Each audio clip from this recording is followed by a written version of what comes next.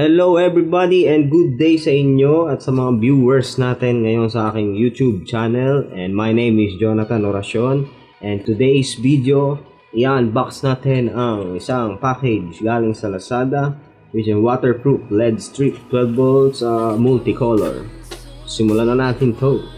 So ayun tingnan natin yung ating tsura ng packaging. Ka-pouch lang po siya.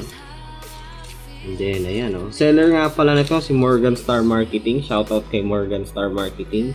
So, ayan buksan na natin yung package na guys.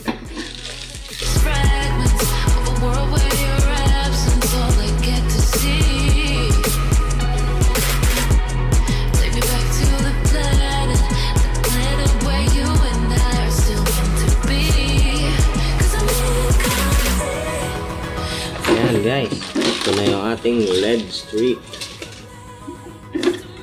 Based naman doon sa itsura niya, parang out of size yung masyadong malaki ata yung bilog nito kumpara doon sa item niya sa loob.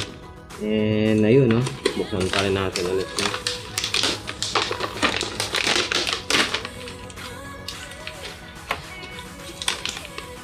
So ayan LED strip. Ito na yung LED strip, remote control, RGB controller with IR sensor para dun sa ating remote. Also with Chinese 12 volts 2 amperes adapter.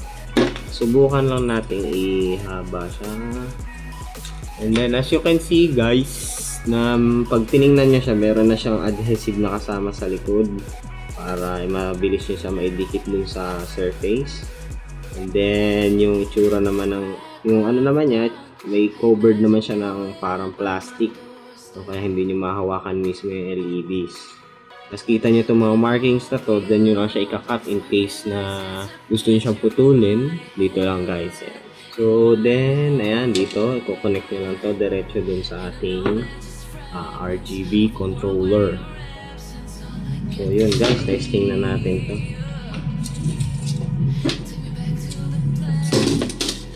Nahulog na bagsak pa. Medyo mahaba siya 5 meters daw to So yun pwedeng tanggalin to guys. Hindi pala, kasama pala siya wala ko siya yung parang connector.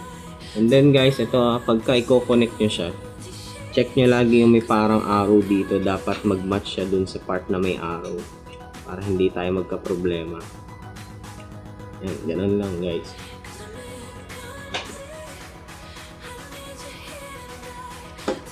Then after nun, connect natin siya sa ating adapter. Ayan.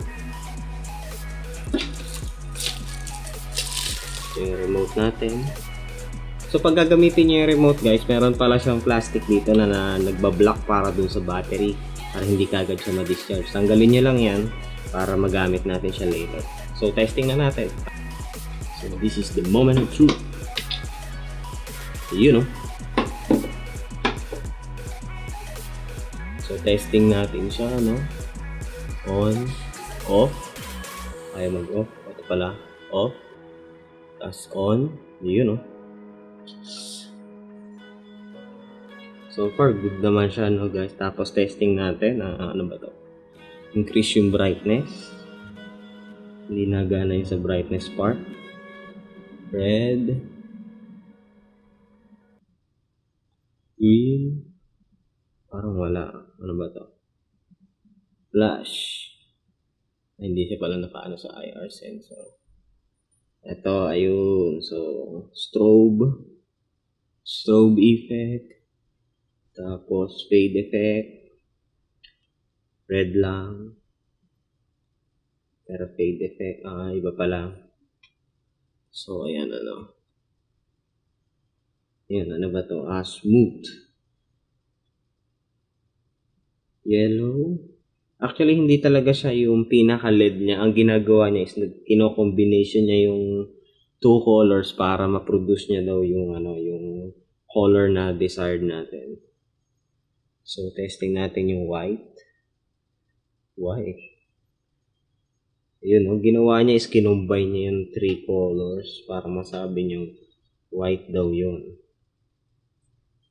Ano ba tayo sa blue, green, red, ayan ano. So, okay naman siya guys, so far. So, ayun guys, ang ating LED strip na in-unbox natin ngayon.